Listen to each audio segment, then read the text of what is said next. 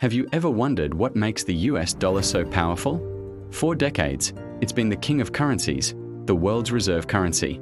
Nearly every major global transaction, from oil to coffee beans, has been priced and settled in dollars. This isn't just a matter of convenience. It gives the United States immense economic and political influence.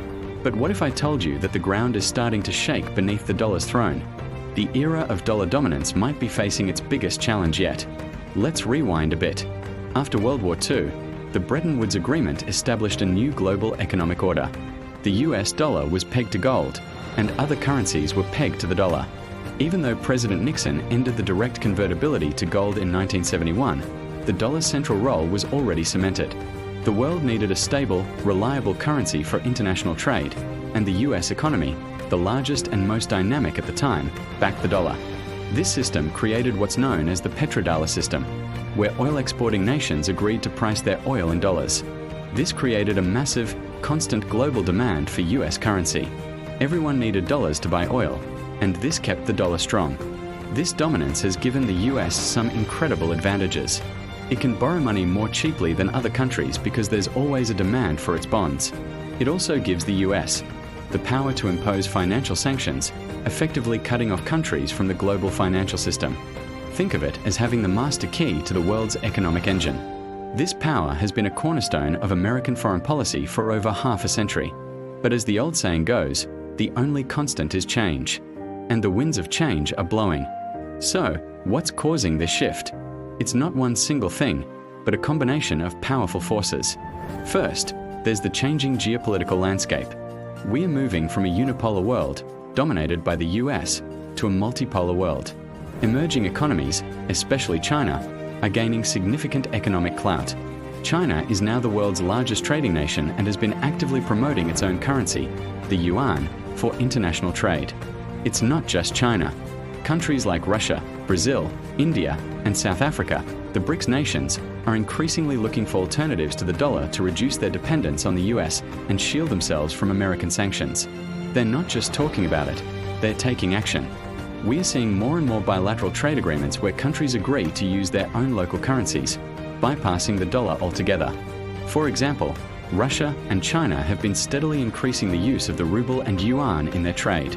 India and the UAE have established a framework to promote the use of their own currencies. These might seem like small steps, but they add up, slowly chipping away at the dollar's market share in global trade. It's like 1,000 small streams starting to form a new river. Another major factor is the US's own economic policies. The massive government debt, which has now surpassed $34 trillion, raises questions about the long-term stability of the dollar. When a country prints more and more money to cover its spending, it can lead to inflation and devalue the currency. Other countries holding large reserves of US dollars and bonds watch this with concern. They start to wonder if their savings are safe, and they begin to diversify their holdings, selling off some of their dollar assets and buying other things, like gold or other currencies. Central banks around the world have been on a gold buying spree, which is a classic hedge against currency uncertainty. Then there's the technological revolution, digital currencies. We are not just talking about cryptocurrencies like Bitcoin, but also central bank digital currencies, or CBDCs. China is way ahead of the game with its digital yuan.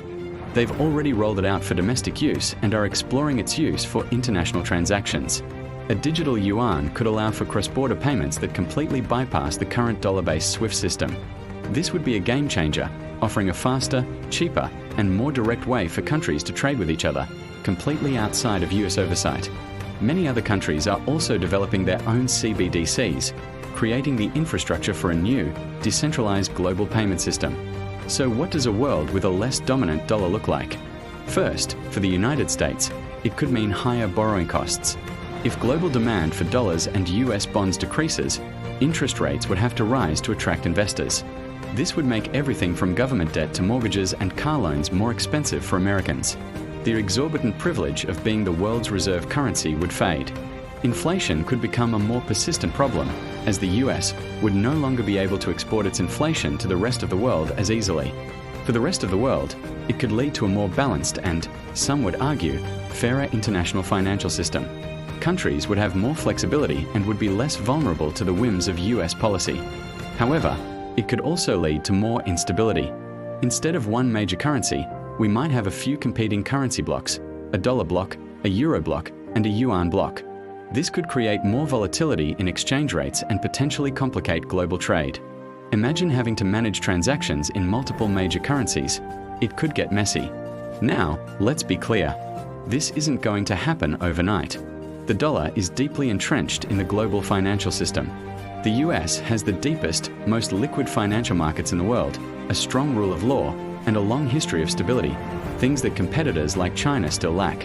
There is no single currency right now that can realistically replace the dollar in the short term. The euro has its own set of challenges with the economic diversity of its member states. And the Chinese yuan is not yet fully convertible and is controlled by an authoritarian government, which makes many investors nervous. The most likely scenario is not a sudden collapse of the dollar, but a slow, gradual decline in its dominance. We are likely heading towards a more multipolar currency world where the dollar remains a major player, but shares the stage with the euro, the yuan, and perhaps even a basket of other currencies or digital assets. This transition will be one of the most significant economic stories of the 21st century. It will create new challenges and new opportunities for countries, businesses, and investors around the globe. So, while reports of the dollar's death may be greatly exaggerated for now, the writing is on the wall. The dollar's undisputed reign is being challenged from all sides. The world is changing, and the global financial system will change with it. Watching how this unfolds will be absolutely fascinating. Thanks for watching. What are your thoughts on the future of the dollar? Let me know in the comments below. And if you found this video insightful, don't forget to like, share, and subscribe for more content on the biggest economic shifts shaping our world. See you in the next one.